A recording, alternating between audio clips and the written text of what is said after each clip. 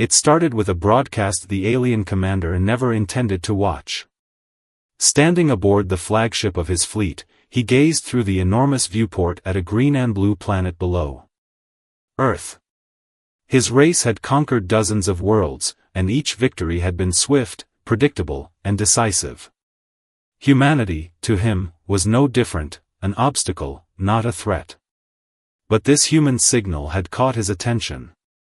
What he dismissed as a trivial distraction had somehow slipped through the fleet's encryption filters. Now it played on the main monitor of his command deck, flickering faintly in the shadowy glow of alien consoles. On the screen, a human crowd stood gathered under a dreary gray sky. The scene was unremarkable at first, people of all ages huddled together, shoulders hunched against the cold. Then, someone stepped forward, a woman in her late years, clutching a microphone in trembling hands. Her voice, though quavering, carried across the stillness. "We have seen the skies darken with your ships," she began. "We know you look down on us, thinking we're weak, thinking you can take what you want without resistance. But if you knew us, if you truly understood humanity, you'd be afraid. Not of our weapons, not of our technology. You'd be afraid of what's in here." She tapped her chest, her hand resting over her heart. A faint, defiant smile touched her lips as her eyes locked onto the camera. "Humanity has faced annihilation before, war, famine, disease. We've endured hardships that should have broken us 100 times over. Yet every time, we've risen stronger. Every time, we've defied the odds. And now, as you hover above us, thinking you hold all the power, I tell you this, you have no idea what you're about to face." The commander's grip on the edge of the control panel tightened. He felt a strange, unwelcome sensation, an unease that crept into his chest. The humans' weapons were primitive compared to his own. Their armies were disorganized. Their defenses, laughable. Yet the conviction in this woman's words resonated in a way no threat of annihilation ever had. He glanced around the command deck. His officers were silent, their attention also drawn to the screen. It was as if they too could feel the undercurrent of something extraordinary, a force that went beyond fleets and firepower. The broadcast ended abruptly, leaving only static in its place. The commander turned toward his first officer. "Where did that signal originate?" he demanded. "From a civilian broadcasting station on the planet's surface," the officer replied, his tone uncertain. "It was likely an unauthorized transmission." "Shut it down," the commander ordered. But the unease remained, gnawing at him. He had come to this system expecting an easy conquest, yet in the back of his mind, a nagging thought began to form. What if humanity truly was different? What if their strength didn't lie in weapons or ships, but in something deeper, something his kind had never encountered before? And what if, just this once, he had underestimated his enemy? In the days leading up to that moment, the commander had carefully studied humanity's history, at least, the sanitized reports compiled by his intelligence officers. The humans were a paradox. They had created music that resonated even with alien ears, written stories that evoked genuine emotion, and built machines that defied their own limited technology. And yet, they had also unleashed countless wars upon themselves, poisoned their own world, and ignored countless opportunities to unite. The reports painted humans as creatures of contradiction, but they never suggested that humans were truly dangerous. Certainly not to a species like his own, whose empire spanned dozens of star systems and whose military might had never been seriously challenged. But something about that broadcast lingered. It wasn't just the woman's words, it was the calm defiance behind them, the assurance that no matter what his fleet did, humanity would find a way to fight back. It was the same determination that had carried them through centuries of self-inflicted catastrophes and yet somehow left them stronger. The commander reviewed the intelligence files again. There were detailed accounts of human conflicts, countless wars fought over resources, ideology, and power. They had developed weapons that should have wiped them out long before they reached the stars. And yet, they persisted. Every time they faced extinction, they clawed their way back. How could a species so seemingly chaotic and self-destructive manage to endure? He called his chief intelligence officer to the command deck. "These humans," he began, "how do they keep surviving?" The officer, a tall and wiry figure with a permanently skeptical expression, raised an eyebrow. "Their survival is not a product of strategy or superior technology," he replied. "It's an anomaly." "An anomaly," the commander repeated. "Yes," the officer said. "Every logical model suggests they should have perished long ago. Yet they have a pattern of overcoming insurmountable odds. They adapt, often in unpredictable ways. Their resilience cannot be fully explained by any standard analysis." The commander's mandibles clicked thoughtfully. "If it cannot be explained, then it is not an anomaly. It is a pattern." The officer inclined his head. "Perhaps. But it is a pattern without clear cause." "Then we will find the cause," the commander said.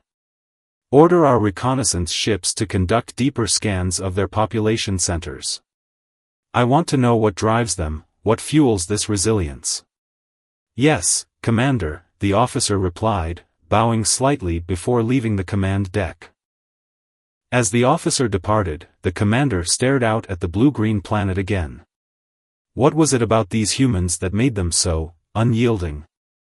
The simple logic that governed his species' conquests, the straightforward equations of superior force overwhelming lesser resistance, did not seem to apply here. There was a variable he couldn't identify, a factor that made humanity more than just another race to conquer. The unease that had begun with the broadcast grew stronger. It was as if the very fabric of human history whispered a warning: be careful. They are not like the others. They are not what you expect. The commander knew that understanding this anomaly was critical. If he failed to grasp the true source of humanity's strength, he might lead his fleet into a battle they could not win. For the first time in his long career, the commander began to consider the possibility of failure, not because humanity's weapons were superior, but because something within them defied the cold calculations of war. And that realization was far more unsettling than any laser or missile. The alien commander's orders sent ripples through the fleet. Across the massive armada, scout ships deployed in silent precision, descending into Earth's atmosphere to gather information. The mission was clear: identify the human anomaly. Pinpoint the source of their resilience, the reason they managed to endure against all logic. From his position on the command deck, the commander monitored the incoming data. Streams of information poured in, details about human cities, their technology, their energy outputs. Yet nothing stood out as remarkable.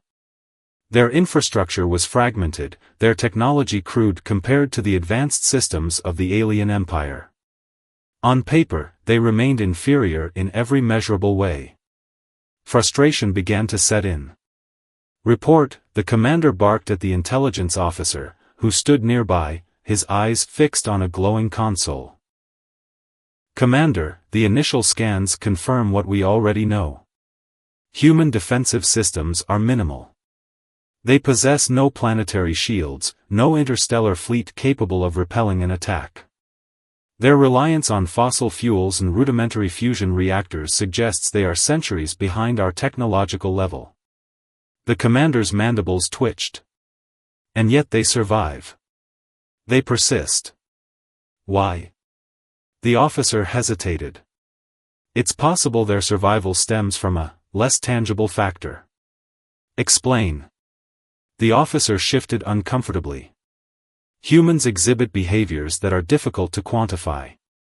Cooperation under extreme stress, rapid adaptation to new threats, a collective drive to overcome challenges. These traits do not appear to rely solely on technology or strategy." "Traits," the commander repeated, his voice sharp. "You're telling me they survive because of mere instincts?" "Not instincts, Commander. It's more complex than that. Their historical records are filled with examples of ingenuity and innovation born out of crisis. They turn disadvantages into advantages. They create solutions from seemingly nothing. The commander turned back to the viewport. Below, the planet rotated slowly, its vast oceans glinting in the light of its sun. Solutions from nothing, he murmured. What solutions can they create against us?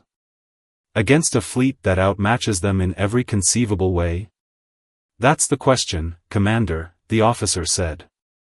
We cannot predict what they might do because their responses do not follow traditional patterns. The commander remained silent, staring down at Earth. The woman from the broadcast haunted his thoughts. She had not spoken of weapons or defenses. She had spoken of the human spirit, a concept the commander's analytical mind struggled to grasp. How could something so intangible pose a threat? He turned back to the officer. Continue the scans. Focus on their communication networks, their cultural hubs. I want to understand the foundation of their resolve. Yes, Commander, the officer said, bowing slightly before returning to his station. As the officer worked, the commander's thoughts swirled. His kind had conquered countless worlds through overwhelming force and flawless tactics. But humanity was proving to be an enigma. Their strength did not lie in their machines or armies. It lay somewhere deeper, something the commander had yet to fully comprehend. And as he watched the planet below, a gnawing feeling grew in the back of his mind. If he could not understand their true source of power, then defeating them might not be as inevitable as he had once believed. With each passing hour, the alien scouts sent back more data. Satellite feeds, intercepted broadcasts, and cultural artifacts flooded into the flagship's intelligence center. The commander combed through the reports with an intensity that unsettled even his closest officers. On the surface, the findings were consistent. Humans were disorganized, divided, and technologically inferior. Yet something else began to emerge, a pattern too subtle to ignore. The humans weren't just reactive, they were creative. Historical records showed that every time humanity faced a seemingly insurmountable threat, they devised unorthodox solutions. A devastating war would lead to breakthroughs in medicine. A planetary crisis would spawn global alliances. Even their entertainment and myths reflected this, stories of improbable heroes overcoming impossible odds, narratives where the underdog triumphed against the overwhelmingly powerful. The commander sat alone in his quarters, staring at a holoscreen that displayed excerpts from human literature. One passage stood out: it is not the strongest or the smartest who survive, but those who can adapt and endure. He leaned back, considering those words. His own species prided itself on strength and strategy, on deploying overwhelming force to crush resistance before it could truly form. But humans? They thrived on adversity. It wasn't just that they overcame challenges, they seemed to grow stronger because of them. This realization unsettled him. Victory, for his kind, was always a matter of outmatching the enemy's capabilities. But humans didn't play by those rules. They played by none of the rules he understood. Their ability to unite under pressure, to innovate in the face of annihilation, posed a threat no weapon could easily counter. Still, he needed more. The commander issued a directive: instead of simply observing humanity's technology, the scouts would now monitor human interactions. They would study how humans supported one another, how they faced fear and loss, and how they found strength in what should have been their greatest weaknesses. The reports that followed were illuminating. In one human city, a natural disaster had recently struck. The commander expected chaos, panic, and dissolution. Instead, he saw citizens rallying together, forming impromptu rescue teams, sharing resources freely. On the outskirts, where infrastructure had completely failed, communities were rebuilding by hand, using whatever scraps they could salvage. And then there were the stories, countless anecdotes of ordinary individuals performing extraordinary acts. A medic running into a collapsing building to save strangers. A pilot who defied orders to deliver supplies to those in need. These were not isolated events. They were part of a pattern, a culture of persistence and selflessness that defied logic. The commander closed his eyes, attempting to process it all. He had always believed that power came from strength, from superior technology and disciplined armies. But humans drew power from something far more complex. Their strength was in their connections, their relentless drive, and their capacity to see hope in even the direst situations. "Commander," his intelligence officer interrupted, stepping into the chamber. "The fleet is ready for the next phase of the campaign." "Hold," the commander said, his voice quieter than usual. "I'm not convinced we understand them yet. Keep the scouts active. I want a deeper analysis of their resilience." The officer hesitated. "Resilience, Commander?" "Yes," the commander said, staring back at the holoscreen filled with images of human cooperation and defiance. "If we cannot grasp why they survive, we will not know how to defeat them." As the officer departed, the commander remained alone with his thoughts. His race had always viewed war as a science, a predictable equation of cause and effect. But humanity was different. Their victories weren't just about weapons or numbers. They were about something deeper, a kind of power that transcended the material, rooted in belief, unity, and an unyielding refusal to surrender. For the first time in his career, the commander felt something foreign, something he had never encountered on any world he had conquered. It wasn't respect, and it wasn't admiration. It was fear, fear that the humans might be more dangerous than he could have ever imagined. It was a subtle shift at first, one the commander couldn't quite place. Reports from the scouts had taken on a strange tone, not of alarm, exactly, but of something the commander rarely encountered, hesitation. The reconnaissance teams had never before been tasked with analyzing a species' culture, and the more they observed, the more unsettling their findings became. The humans, it seemed, were not operating out of ignorance. They weren't simply lucky or resourceful. They thrived on a kind of unity that the commander's people didn't fully comprehend. When a crisis arose, humans didn't just react, they cooperated in ways that defied their fragmented political systems. Governments and ordinary citizens alike set aside their differences and focused on survival. It was as if, in their moments of greatest weakness, they found strength in each other. What truly baffled the commander, however, was the sheer unpredictability of their ingenuity. In one instance, the scouts observed a small, isolated group of humans repurposing what seemed like a junk machine. Within days, they had transformed it into a functional power source, restoring electricity to an entire community. Another report detailed humans developing improvised medical procedures under conditions that should have spelled certain doom. And then there were their stories, passed down through generations, tales of resilience, perseverance, and hope that seemed to keep them going even when logic suggested they should have given up. The commander reviewed the latest scout report, his mind racing. "They innovate not because they have to," he muttered, "but because they believe they can." That belief, so alien to his kind, gave humans an edge that no amount of weaponry could counter. He called his intelligence officer into the command chamber. "Have the scouts observed any indication of organized resistance against our presence?" The officer hesitated before answering. "Not in the conventional sense.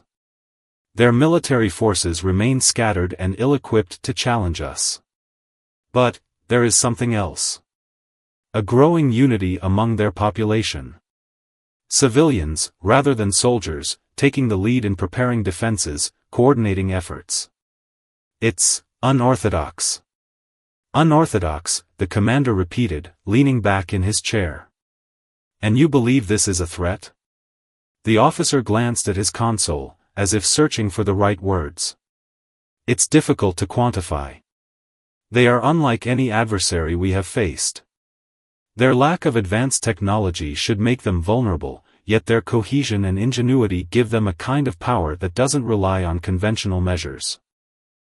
If they continue to rally together, they may find ways to challenge us in unexpected ways. For a long moment, the commander said nothing. He stared at the holographic projection of Earth, its surface shimmering with lights from countless cities. "Continue monitoring," he finally said. "I want to understand the full extent of their capabilities, both technological and intangible." "Yes, Commander." The officer bowed slightly and departed. Alone once more, the commander couldn't ignore the growing unease. The humans weren't just surviving, they were adapting, uniting, and innovating at a pace that defied his people's understanding of how civilizations functioned. This wasn't a typical war. It wasn't a matter of overwhelming an enemy with superior firepower. It was something far more complex. And for the first time in his career, the commander found himself wondering if the outcome was truly certain. Could his fleet subdue a species that turned every weakness into a strength?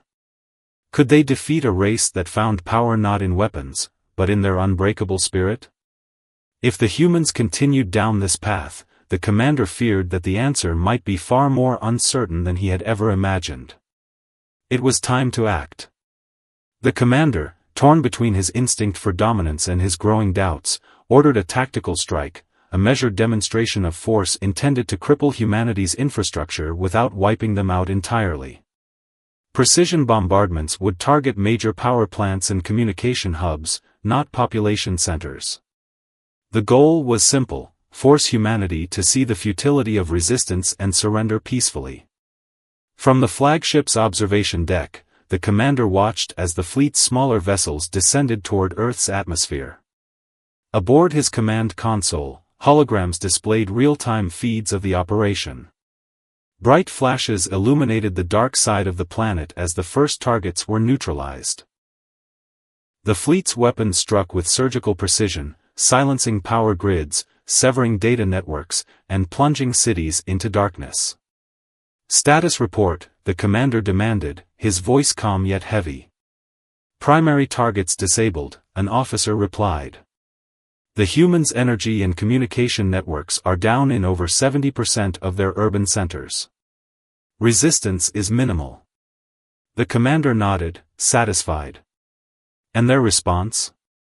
The intelligence officer studied his console, frowning slightly.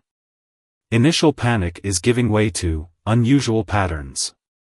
Rather than chaos, we are seeing organized efforts to restore power and re-establish communication.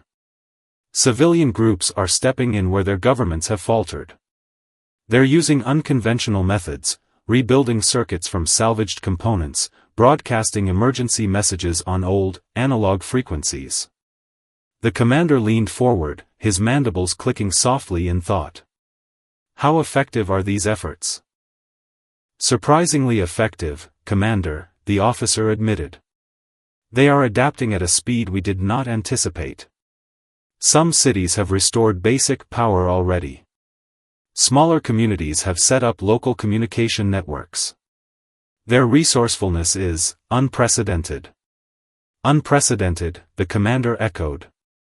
He had hoped this strike would break their will, convince them of the futility of resistance.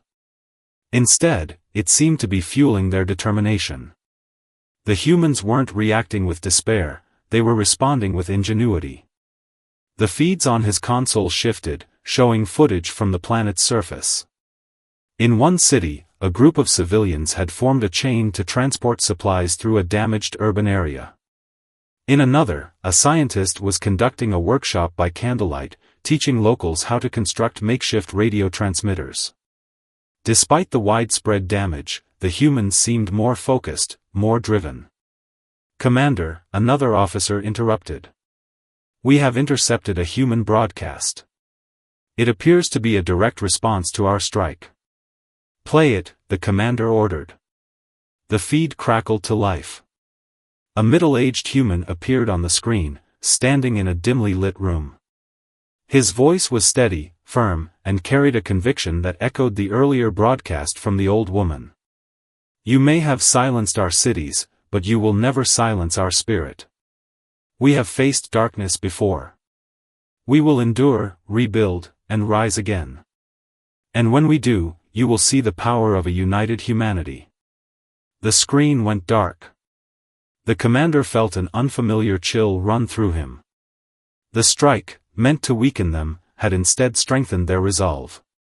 It was becoming clear that humanity's power didn't come from their technology or their armies. It came from within, from their ability to adapt, their willingness to stand together, and their unshakable belief that they could overcome anything. He turned away from the viewport, his mind racing.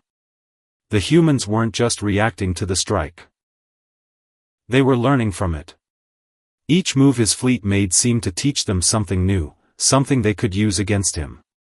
The commander's carefully calculated strategy was unraveling, and he couldn't ignore the growing fear that perhaps, just perhaps, these humans were more dangerous than any enemy he had ever faced.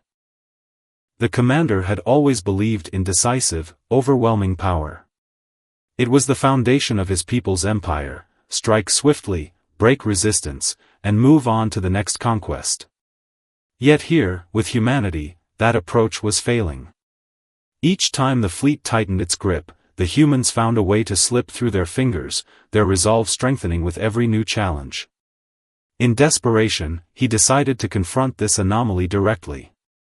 A small, heavily armed shuttle descended through the atmosphere, its hull reflecting the orange glow of re-entry. The commander stood at its center, clad in ceremonial armor that gleamed like polished obsidian. This was no mere reconnaissance mission. He had come to Earth himself, seeking to understand the one thing his fleet's technology couldn't explain: the human spirit. The shuttle touched down in a clearing near a sprawling city. Surrounding buildings were dark, their windows shattered from earlier strikes. Yet even here, in the midst of destruction, there was movement. Humans were gathering supplies, repairing vehicles, setting up makeshift generators. The commander watched from the shadows as people formed a line to distribute food and water. A child laughed as someone handed him a piece of bread. An elderly woman shared her blanket with a stranger. He couldn't comprehend it. By his calculations, this city should have fallen into chaos. Without power, without order, they should have turned on one another. Instead, they were coming together. What was it that drove them to do this? What gave them the strength to keep going when surrender would have been the easier path? As he approached, several humans turned to face him. They were unarmed, their eyes wide with fear but not panic. They didn't run. They didn't beg. They simply stood their ground, waiting to see what he would do. The commander stepped closer, lowering the energy lance he carried. He scanned their faces, searching for any sign of what set them apart. What he saw wasn't defiance or hatred. It was something deeper, something he couldn't quite name. Resolve, perhaps. Hope, even in the face of overwhelming odds. "I've come to understand," he said, his voice resonating through the translator embedded in his armor. The humans looked at one another, puzzled but not retreating. "What makes you endure?" One of them, a man with weathered hands and a bandaged arm, stepped forward. He didn't speak immediately. Instead, he gestured to the people behind him. "This," he said simply. "We endure because of each other." The commander tilted his head, studying the man. "You rely on one another." "Yes," the man said. "When things get bad, we don't turn away. We help. We work together. It's how we've always survived." The commander was silent for a moment, then nodded. "Your unity is what makes you strong." "Not just unity," the man said. "It's belief. Belief that things can get better. Belief that we can overcome." The commander considered these words carefully. He had seen countless species crumble when faced with his fleet's power. Their spirits had broken long before their defenses. But humans were different. They didn't just survive, they believed. They believed in each other, in their future, in something greater than themselves. That belief, more than any weapon or tactic, was what made them truly dangerous. As he returned to the shuttle, the commander felt a weight settle over him. The campaign wasn't lost, his fleet could still destroy this world if he chose. But what would be gained? If humanity's strength came from its resilience, then even total annihilation might not be enough to erase them. They would persist in memory, in stories, in the echoes of their belief. Back aboard his flagship, the commander stared out at Earth, his thoughts heavy. The conclusion was inescapable: humanity's true power lay not in their weapons, but in their ability to endure, to adapt, and to find strength in their weakest moments. To conquer them outright might only prove their resilience to the rest of the galaxy. And in the end, he knew, the wisest course might not be to fight humanity at all, but to learn from them.